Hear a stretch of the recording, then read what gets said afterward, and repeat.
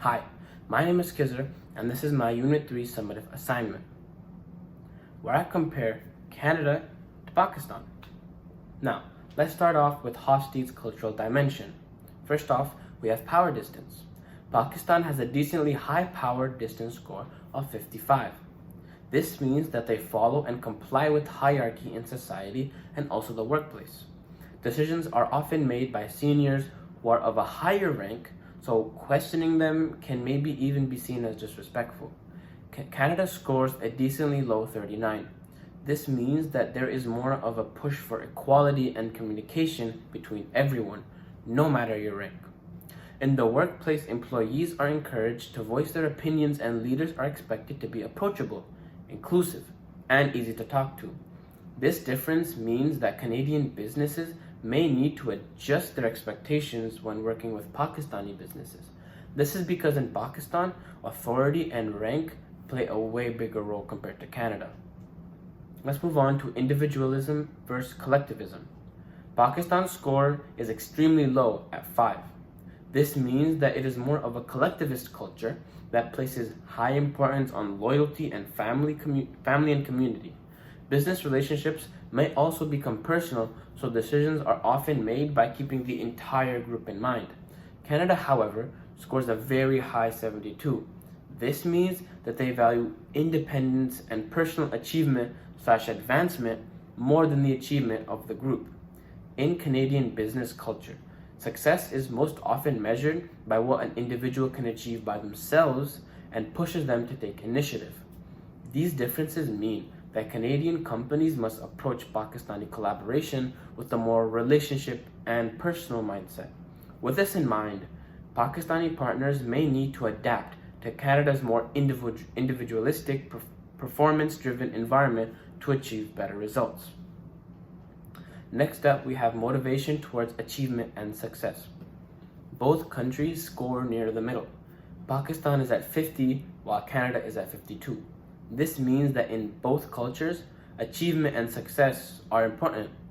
However, the way they are acted upon are slightly different. Canada leans slightly towards masculine values, with competitiveness and ambition being prominent in business. Along with this, it also incorporates many feminine traits, such as focusing on things like work-life balance, gender equality, and cooperation. Pakistan, while also balanced, tends to have more traditional gender roles in business. This means that there is a stronger emphasis on things like status and male-dominant leadership in certain industries. Understanding this very subtle difference can help both parties avoid missteps and misunderstandings, especially in leadership and team scenarios. Next up, we have uncertainty avoidance. Pakistan has a decently high score of 70. This means that there is a strong preference for structure, clear rules, and established traditions that everyone widely accepts and follows. In terms of business, this means that they are more conscious and wary of things like risk and change, so contracts, roles, and expectations need to be clearly defined. Canada comes in with a moderate score of 48. This means that they are more accepting of risks and uncertainty. Canadian businesses often embrace innovation, change, and experimentation through a more flexible approach to planning and problem solving. When collaborating, this means that Canadian businesses need to provide more structure and predictability, while Pakistani businesses need to get more used to a dynamic style of business. Let's move on to long-term orientation. Pakistan scores a 19. This means that they have a strong focus on tradition, religion, and maintaining established and preset norms. Business decisions are often looked at a more short-term stability over future planning. Canada, scores 54, meaning that they are more accepting of things like change, innovation, and long-term goals. They look at what they can achieve on a longer scale and may sacrifice things in the short term to eventually win in the long run.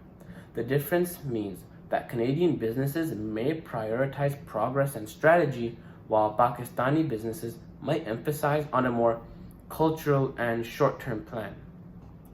Next up, we have indulgence. Pakistan scores a 0, making it one of the most restrained cultures in the world.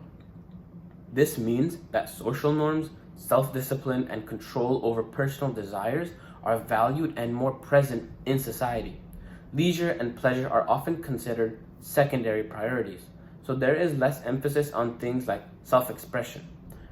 Canada, however, scores a 68, pretty high, showing that it is a highly indulgent society where things like personal enjoyment, freedom of speech, and a positive attitude toward leisure are valued. This major cultural gap means that Canadian companies should be and need to be more modest and conservative with their actions when in Pakistan. Meanwhile, Pakistani companies may need to adjust to Canada's more open and expressive business culture.